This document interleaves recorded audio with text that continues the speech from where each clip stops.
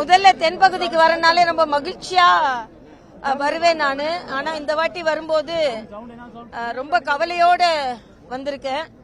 ஏன்னா நான் தெலுங்கானால மரியாதைக்குரிய குடியரசுத் தலைவர் இருந்தனால 5 நாள் அவங்க கூட இருக்க வேண்டியதாயிடுச்சு. அங்க இருந்து தொடர்ந்து நம்ம மக்கள் என்ன மாதிரி இருக்காங்கன்றத நான் தொடர்ந்து பார்த்துக்கிட்டு தான் வந்தேன், கண்காணிச்சுட்டு தான் வந்தேன். இடையில யார் யார் என்னென்ன உதவி கேட்டாங்களோ அது அங்கிருந்து செஞ்சுட்டு தான் இருந்தேன். அது மாதிரி ஸ்ரீவைகுண்டத்துல ரயில் நிற்கும் போதும் அதற்கு பெரும் முயற்சி எடுத்து அதற்குள்ள நிவாரணம் நான் மட்டும் செய்யல, மற்றவர்கள் கூட நானும் பல முயற்சிகள் செய்தேன். ஆனா இன்னைக்கு காலையில 6 மணி 5:45 ஃபிளைட்டை பிடிச்சி இங்க வந்தேன், தூத்துக்குடிக்கு வந்தேன். வந்ததுல இருந்து ஒரு இடத்துல கூட நான் உட்காரல. ஒரு கிராமத்தை பார்க்கும்போது மனசுக்கு ரொம்ப வேதனையா இருக்கு. ஒரு கிராமத்துல இருந்து இன்னொரு கிராமத்துக்கு போகும்போது அவங்களோட துயரம் இன்னும் அதிகரிச்சு கொண்டே போகுது. வீடுகள் இடிந்திருக்கிறது, குழந்தைங்களுக்கு பால் பவுடர் இல்ல, பெண்களுக்கு உடுக்கிற துணி இல்ல, எல்லா இடங்களிலும் வரப்பு உடைஞ்சி கண்வாயில இருந்து எல்லா இடத்துலயும் தண்ணி வந்திருக்கு. ஆக இந்த கண்மாய்களுக்கு குளங்களுக்கு சரியான தடுப்பு சுவர் கூட கட்டல, கட்டின தடுப்பு சுவரும் உடைஞ்சிருக்கு. பல இடங்கள்ல தண்ணீர் இன்னும் தேங்கி இருக்கு. நான் நேரடியாகவே சொல்கிறேன், தமிழக அரசு இன்னும் அதிக முன்னெச்சரிக்கை நடவடிக்கைகள் எடுத்திருக்க வேண்டும், இன்னும் அதிக முன்னேற்பாடுகளை செய்திருக்க வேண்டும். இங்கே வானிலை ஆராய்ச்சி மையத்தை குறை சொல்றாங்க, அவங்க இந்த அளவுக்கு சொல்லலன்னு ஒன்று. இன்னொன்று, மத்திய அரசு இன்னும் நிதி தரலன்னு சொல்றாங்க. ஆக வானிலை ஆராய்ச்சி மையம் சொல்லிதான் நான் ஏதாவது செய்வேன், மத்திய அரசு கொடுத்துதான் நான் உதவி செய்வேன், நீங்க எதுக்குன்னு நான் கேட்கிறேன். அது மட்டும் இல்ல, ஏரல்ல போய் நிக்கும் போது வியாபாரிகள்லாம் சொன்னது, எங்களுக்கு ஒரு சின்ன முன்னறிவிப்பு வந்திருந்ததுன்னா நாங்க கடையை காப்பாத்திருப்போம், வியாபாரத்தை காப்பாத்திருப்போம், நாங்கெல்லாம் அப்புறப்படுத்தப்பட்டிருப்போம் அப்படின்னு சொல்லிட்டு. இது ரொம்ப தவறான ஒரு நிகழ்வு நடந்திருக்கிறது. எல்லாவற்றிற்கும் மேல மிக கவலையானது, நான் அண்ணன் நயினார் நாகேந்திரன் போன்றவர்கள் எப்படி களத்துல இருந்தாங்கன்னு நான் பார்த்தேன். மரியாதைக்குரிய முதலமைச்சர் அவர்கள் 1 மணி நேரம் முதலமைச்சர் ஆயிட்டார். இவ்வளவு பாதிக்கப்பட்ட பகுதிகளுக்கு நான் நேரடியாகவே கேட்டேன், ஒருத்தர்கிட்ட கேட்கல, எல்லாட்டையும் கேட்டேன். மேக்சிமம் 1 மணி நேரம் இருந்தார். ஆக இவ்வளவு பாதிப்பு, இவ்வளவு கிராமங்கள் துண்டிக்கப்பட்டிருக்கிறது. முதலமைச்சருக்கு 1 மணி நேரம் தான் இங்க நேரம் கொடுக்க முடிஞ்சது. ஆனா அது சரியில்லை, இது சரியில்லை என்று சொல்லிக் கொண்டிருக்கிறார்கள். இது திராவிட மாடலா திண்டாட்ட மாடலான்னு சொல்ற அளவுக்கு ரொம்ப கவலையா அளிக்கக்கூடியது. இது என்னோட மனதில் இருந்து நான் சொல்கிறேன். நான் இதை சொன்ன உடனே அண்ணன் சேகர் பாபு உடனே தமிழிசை போட்டி போடுறதுக்கு தான் நான் தூத்துக்குடியில இது மாதிரி சுத்திக்கிட்டு இருக்கேன்னு சொல்றாரு. உங்களுக்கு எப்ப பார்த்தாலும் ஓட்டு போட்டி தானா? ஆக அதுக்கு மேல சிந்திக்கவே மாட்டீங்களா? நான் உண்மையான மனிதாபிமான உணர்வோடு என்னோட சகோதர சகோதரிகள் பாதிக்கப்பட்டிருக்கிறார்கள் என்று நான் வந்தேன், அவ்வளவுதான். அது மட்டும் இல்ல, எங்க வந்தாலும் விரட்டி அடிப்பாங்களாம். அதாவது உங்களுக்கு மக்களை பத்தி இப்ப கவலை இல்ல, நாங்க ஏன் வந்தோம்னு தான் கவலை. தம்பி உதயநிதியை நான் இப்ப பார்த்தேன், எதிரில் பார்த்தேன். யார் அப்பா வீட்டு காரு இத்தனை போகுதுன்னு எனக்கு தெரியல. ஒரு முதலமைச்சருக்கு பின்னால போகிற பந்தாவோ விட அவர் ஒரு அமைச்சர் தான். மற்ற அமைச்சர்கள் இப்படி போறாங்களான்னு எனக்கு தெரியல. என்ன நடக்குது தமிழ்நாட்டுல? தமிழ்நாட்டுல மக்களுக்கு பாதுகாப்பு இல்ல. முதலமைச்சர் இங்க 18ஆம் தேதி மழை கொட்டுன்னு கொட்டி கொண்டு இருக்கிறது. மக்களோடு நான் இருக்கிறேன்னு கோயம்புத்தூர்ல இருக்கிற, அப்ப டெல்லிக்கு போயிட்டாரு. ஆக இது மிக தவறான ஒரு நிகழ்வு நடந்திருக்கிறது. மக்களை அவர்கள் இன்னும் பாதுகாத்திருக்க வேண்டும் என்பது எனது கருத்து.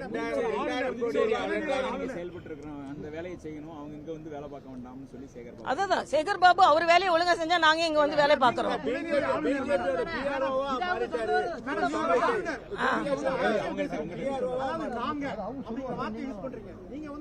இந்த இடம் ஒரு பேரிடர் நீங்களே ஒத்துக்கிட்டீங்க. ஆமா, மத்திய அரசு நிதி தராம மாநில அரசு செய்யலங்கறீங்க. மாநில அரசு நிவாரணம் இல்ல, மத்திய அரசு நிதி இல்ல மத்திய அரசு ஒரு நிமிடம் மத்திய அரசு கொடுக்காம நான் சொல்லல. மத்திய அரசு உடனே 1000 கோடி ரூபாய் கிட்ட அவசர கால நிவாரணமா கொடுத்திருக்காங்க.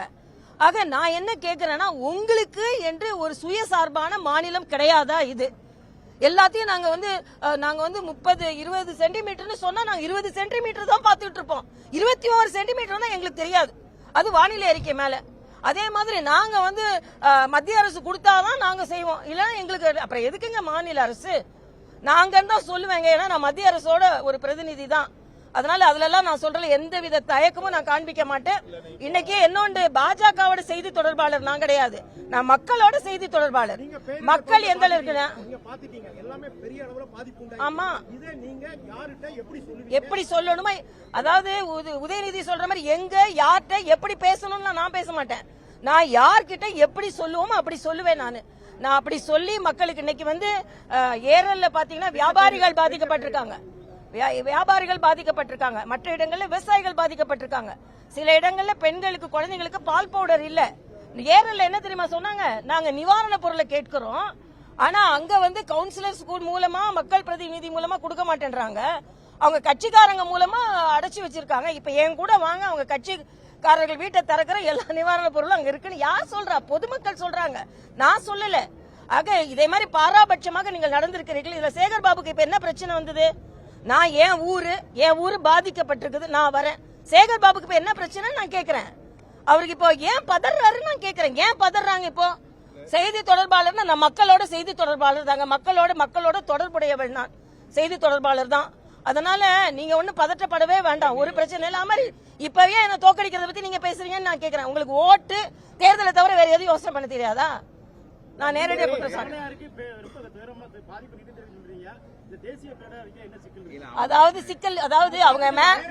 அதாவது தேசிய பேரிடரா அறிவிக்கிறதுக்குள்ள சில வழிமுறைகள் இருக்குது, அதை அறிவிக்க முடியாது. நிர்மலா சீதாராமன் ஒரு நிமிஷம் சொல்லுமா, அறிவிச்சா என்ன பண்ணுவீங்க?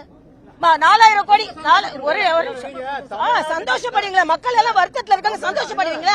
அறிவிப்பு வந்து போதுமா? ஒரு நிமிஷம், அறிவிப்பு மட்டும் ஒரு நிமிடம்ப்பா.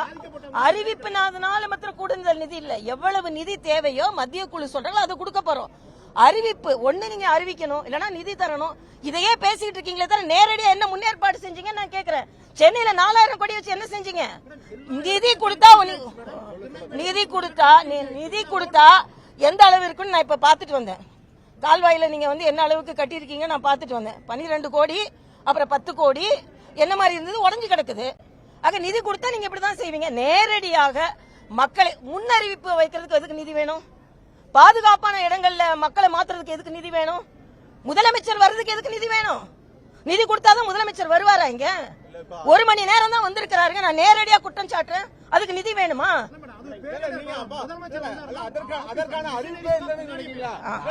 இப்ப பாக்குறேன்னு இப்ப எவ்வளவு பண்ணல. இன்னைக்கு சொன்ன பொதுமக்கள் சொல்றாங்களே, ஏரல்ல சொன்னாங்க, தென் திருப்பேர்ல சொன்னாங்க, ஆழ்வார் திருநகர்ல சொன்னாங்க, எல்லாத்துலயும் சொன்னாங்க. கேட்டுட்டு தான் வரேன். சரி, அறிவிச்சிருந்தா ஏன் மக்கள் அவ்வளவு பாதிக்கப்பட்டாங்க? எதுக்கு? அளவுக்கு இல்ல அளவுக்கு அதிகமான நீங்க வந்து அதுக்கு எதிர்பார்த்து இருக்கணும். சென்னையில அது அளவுக்கு அதிகமா வந்ததா இல்லையா? என்ன முன்னேற்பாடு நான் கேக்குறேன். சரிங்க, சரி மழை வருதுன்னு சொல்லியாச்சுல. முதலமைச்சர் 18ஆம் தேதி மக்கள் எல்லோரும் இங்க பாதிக்கப்பட்டு இருக்கிறார்கள். மக்களோடு முதல்வர் பாதிக்கப்பட்ட மக்கள்கிட்ட இருக்கணுமா? விளம்பரம் தேடுறதுக்காக கோயம்புத்தூர்ல ஒரு அரசாங்க விழாவில் இருக்கணுமா? ஒன்று. ரெண்டாவது, முதலமைச்சர் அவர்கள் கூட்டணி பேசுறதுக்கு டெல்லி போகணுமா, தூத்துக்குடி வந்திருக்கணுமா? பிரதம அமைச்சர் எனக்கு 10:30 மணிக்கு தேதிக்கு நேரம் கொடுத்தாரு அப்படின்னா 6 மணிக்கு மேல கூட நீங்க போய் சேரலாமே. நீங்க வந்து அங்க போய் உட்கார்ந்துட்டு அங்க வந்து எல்லாரோட நீங்க நிதிஷ்குமார் வச்சு இன்னொன்னு எனக்கு ஒண்ணு யோசனை செஞ்சிச்சு. எல்லா தலைவரும் ஒருத்தர் தாங்க உட்கார்ந்து இருக்காங்க. அண்ணன் ஸ்டாலின் மாத்திரம் என்டிஆர் பாலுவோட சேர்த்து உட்கார்ந்து இருக்காரு.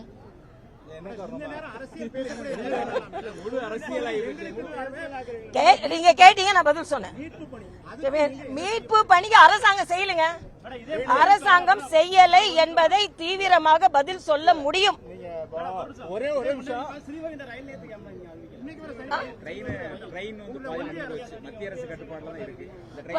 ஒரு நிமிடம்ப்பா, அதாவது ஒரு நிமிடம் அது வந்து ரெயின் நின்னுச்சு, வெளியே வந்தா எல்லாரும் பாதிக்கப்படுவாங்கன்றதுக்காக உள்ளே வச்சு அவங்கள பாதுகாப்பா இல்ல. அது நமக்கு வந்து அந்த அதிகாரிகள் எப்படி எடுத்தாங்கன்னு தெரியல. அந்த ஊருக்கு நம்ம டிக்டாக்ல போய் விவாதம் பண்ணனா பட்டிமன்றம் நான் கூட வைக்கலாம், ஒன்னும் பிரச்சனை இல்ல. மத்திய அரசு ரயில் அனுப்பிச்சா இல்லன்னா முதலமைச்சர் இங்க யார் அனுப்புனாரு நம்ம பார்க்கலாம். ஆனா ஒட்டுமொத்தமா மக்கள் பாதிக்கப்பட்டார்களா இல்லையா? அதனால சும்மா ஏன் வரல? 1 மணி வந்தது, 1 மணி நேரம் திருநெல்வேலிக்கு வந்தாரா? 4 நாள் கழிச்சு இருந்தாரு. அதான் எத்தனை மணி, எவ்வளவு நேரம் இருந்தாரு? அவ்வளவுதானே? இல்ல எவ்வளவு நேரம் இருந்தாரு? ஒரே ஒரு சின்ன கேள்வி கேட்கிறேன். எவ்வளவு மணி நேரங்களை முதலமைச்சர், இங்க மக்கள் பல்லாயிரக்கணக்கான கிராமங்கள், 2 மாநிலம், 2 மாவட்டம், முதலமைச்சர் செலவழித்த நேரம் என்ன? இதுக்கு பதில் சொல்லுங்க. அமைச்சர் உதயநிதி சொன்னாரு 10 அமைச்சர்கள் தமிழகத்தினுடைய அனைத்து அதிகாரிகளும் எல்லாருமே இங்கதான் இருக்காங்க. மக்களுக்கான பணிகளை நாங்க பார்த்துட்டு இருக்கோம். இப்ப முதலமைச்சர் தேவையில்லையா? முதலமைச்சர் தேவையில்லையான்னு கேக்குறேன். அது நான் பார்த்தேன். முதலமைச்சர் வந்தாலும் ஒண்ணுதான், உதயநிதி வந்தாலும் ஒண்ணுதான். இப்ப பார்த்தேன் நான் எவ்வளவு. நான் பார்த்து ஒரு அமைச்சர். சரி, நானும் பார்க்கல. அதனால அப்ப முதலமைச்சரும் அமைச்சர்களும் ஒண்ணுன்னு நீங்க பேசிட்டீங்க. இல்ல அது நான் என் சொந்த ஊரு, என்னோட பேட்டர்ன் ஆஃப் ஒர்க் வேற. இன்னொன்னு நான் ஆளுநரா இங்க வரல, நான் ஒரு சகோதரியா இங்க வந்திருக்கேன். பாடுபட்டு கொண்டிருக்கின்ற எனது சகோதரர்களையும் சகோதரிகளையும் நான் பார்த்துட்டு வந்திருக்கிறேன். சாப்பாடு இறங்கலைங்க எனக்கு இன்னைக்கு. உண்மையிலே சொல்றேன். ஏதோ இது ஓட்டுக்காக நான் சொல்லல. நிச்சயமா ஓட்டு, நீங்க தான் எதுக்கு எடுத்தாலும் ஓட்டுக்காக பேசுவீங்க. ஓட்டுக்காக ஓடி வர்ற ஆள் நான் கிடையாது. நான் என்ன பொறுத்த மட்டும் என் சகோதர சகோதரிகளுக்காக நான் இன்னைக்கு பெரிய ரிப்போர்ட் ஒன்று தயார் செய்து மத்தியாருக்கும் பிரதமருக்கும் நாளைக்கு மரியாதைக்குரிய நிர்மலா மேடம் வராங்க. ஏன்னா அவங்க கூட ஏற்கனவே சென்னை பிளட்ஸ் அப்போ அவங்க கூட போய் அவர்கள் பல நிவாரணங்களை கொடுத்த அனுபவம் எனக்கு இருக்கு. அதே மாதிரி கஜா புயல் அவங்களோட சேர்ந்து போய் நிவாரணங்கள் கொடுத்த அனுபவம் எனக்கு இருக்கு. இன்னைக்கு நான் அவங்க கூட சேர்ந்து போக முடியாது. ஆனா அதே நேரத்தில் இங்க எந்தெந்த கிராமங்கள்ல என்னென்னலாம் நான் பார்த்தேன்றத குறித்து வைத்து அவர்களுக்கு நான் கடிதமா கொடுக்கலாம்னு இருக்கிறேன். யார் அப்பம் பணம் சொல்லி உதயநிதி ஸ்டாலின் சொன்னாரு.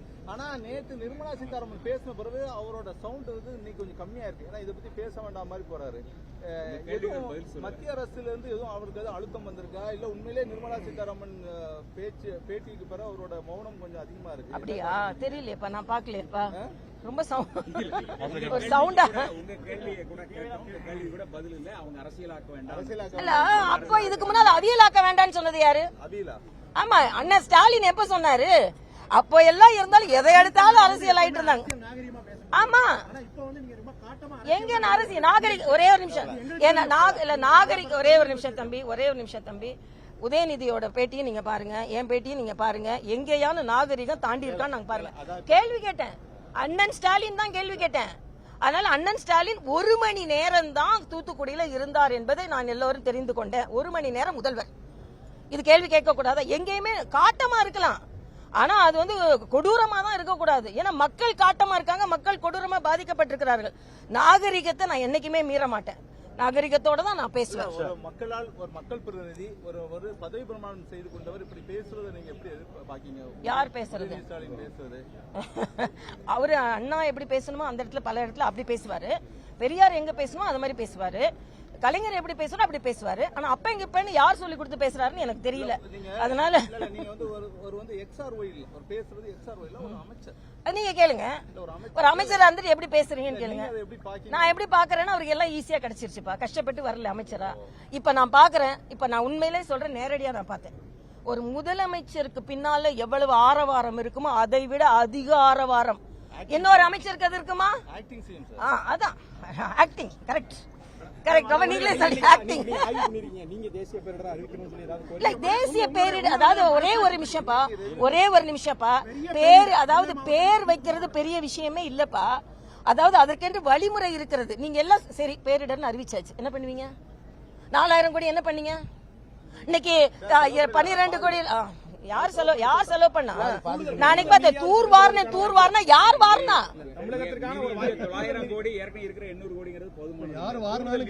நான் என்ன கேக்குறேன், ஒரே ஒரு நிமிடப்பா. இப்ப நான் மாநிலத்தை நான் பாதுகாக்க வேண்டிய எனக்கு அதிகாரம் இருக்கிறது, எனக்கு கடமையும் இருக்குது, பொறுப்பும் இருக்குது.